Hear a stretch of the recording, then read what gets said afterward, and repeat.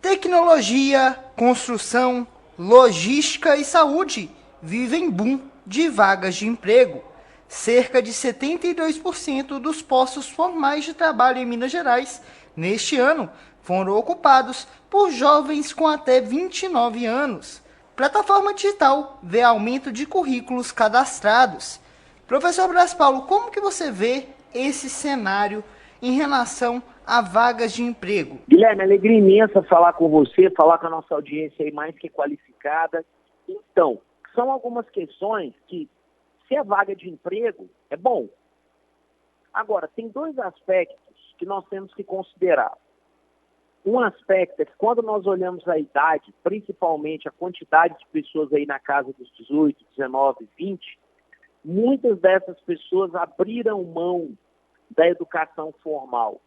E querendo ou não, isso não deixa de ser aí uma preocupação. Ou seja, é esse aluno ou aluna que terminou o ensino médio e muitas vezes ele não pretende retomar, por exemplo, uma universidade. É esse aluno que muitas vezes começou uma universidade por questões financeiras e outras, ele não consegue se manter estudando, às vezes mesmo numa universidade federal, e esse sonho acaba interrompido. Agora, é importante perceber que essas áreas que são mencionadas, né, por você, são áreas que têm um campo aberto. No momento, os salários não são extraordinários, né? Nós estamos num momento de estagnação financeira, no sentido dos salários que são pagos.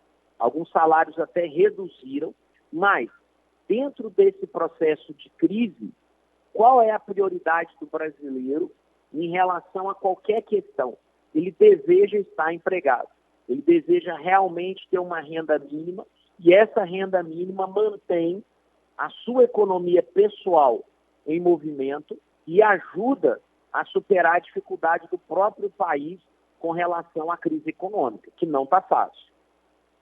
Professor Braz Paulo, a pandemia ensinou várias coisas para a gente, né? A gente aprendeu muito com a pandemia. Foi um momento difícil e dos momentos difíceis a gente tirou as lições.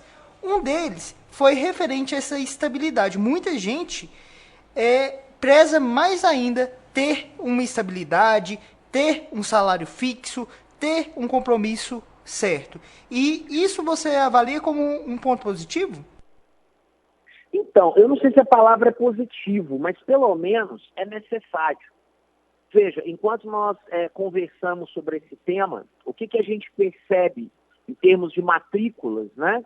Muitos alunos, com essa questão da obrigatoriedade da volta das aulas presenciais, eles estão buscando matrículas nas escolas que oferecem vagas no noturno, ou estão em busca de cursos como o SESEC, onde você faz algumas provas e você tem ali a conclusão do seu período letivo.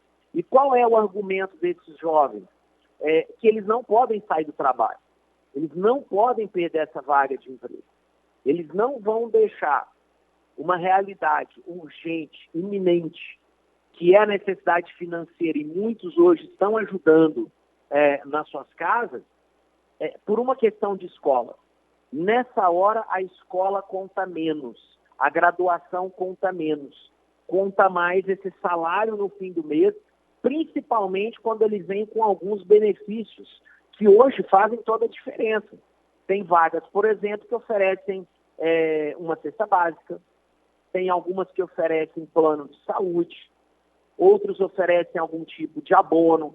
Então, qualquer R$1, qualquer valor a mais em termos financeiros, fazem com que esses jovens e mesmo adultos lutem para permanecer nesse emprego e abram mão, inclusive, da escola. O que é um contraponto, porque para serviços melhores, a regra ainda vale.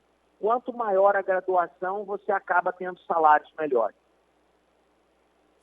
E abre um leque aí para a gente falar sobre qualificação profissional, né, Braz Paulo?